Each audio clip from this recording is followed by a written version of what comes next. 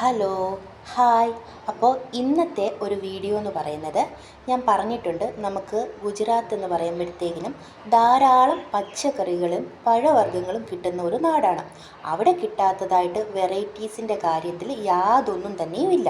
അപ്പം അവിടെ നമുക്ക് കിട്ടുന്നതിൽ ഒരുപാട് വെറൈറ്റീസ് ആയിട്ടുള്ള കാര്യങ്ങളിൽ രണ്ട് കാര്യങ്ങളാണ്. ഒന്ന് ഈ പച്ചക്കറിയും അതേപോലെ തന്നെ പഴവർഗ്ഗങ്ങളും.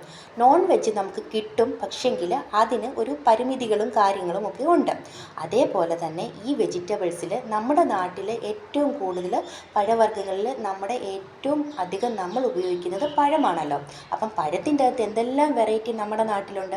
എന്നാൽ ചില സാധനങ്ങൾ ഈ അന്യനാടുകളിൽ അത്ര വെറൈറ്റി ആയിട്ട് നമുക്ക് കിട്ടില്ല. അതിൻ്റെ ഒരു ഭാഗം മാത്രമേ കാണത്തുള്ളൂ. അതിലൊന്നാണ് ഈ പറയുന്ന പഴം എന്ന് പറയുന്നത്. നമ്മുടെ നാട്ടിൽ എന്തെല്ലാം പഴങ്ങളിൽ വെറൈറ്റി ആയിട്ട് കിട്ടുന്നുണ്ട്, പക്ഷേങ്കിൽ ഇവിടെ കിട്ടുന്നത് നമുക്ക് റോബസ്റ്റയാണ് കേട്ടോ. നമ്മൾ കണ്ടിരിക്കുന്ന റോബസ്റ്റ എന്ന് പറയുമ്പം പച്ച കളറിലാണ് നമുക്ക് പഴുത്തത് ഏറ്റവും കൂടുതൽ കിട്ടുന്നത്. പക്ഷേ ഈ നാട്ടിൽ പച്ച കളറിലെന്ന് പറയുന്നത് നമുക്ക് കറികൾ വെക്കാനായിട്ടും മറ്റു കാര്യങ്ങളും ബജി അങ്ങനെയുള്ള സംഭവങ്ങൾ ഉണ്ടാക്കാനായിട്ടാണ് ഉപയോഗിക്കുന്നത്. ഇത് നമുക്ക് കട്ട് ചെയ്ത് നമ്മുടെ കറി ആവശ്യത്തിനായിട്ട് ഉപയോഗിക്കുന്നതാണ്. എന്നാൽ ഇതേ കളറിൽ മഞ്ഞ കളറിലാകുമ്പോൾ ഇവിടുത്തെ റോബസ്റ്റ എന്ന് പറയുന്നത് പഴുത്തതാണ്.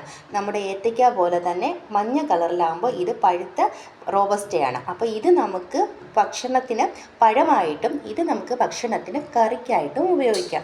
അങ്ങനെ രണ്ട് തരത്തിലാണ് ഇവിടെ റോബസ്റ്റ നമുക്ക് കിട്ടുന്നത്. നമ്മുടെ വെറൈറ്റി ആയിട്ടുള്ള പഴങ്ങളിൽ അതൊന്നും ഇവിടെ കിട്ടാറില്ല. അതിൻ്റെ അകത്ത് പഴത്തിൽ മാത്രമാണ് ഇങ്ങനെ ഉള്ളത്.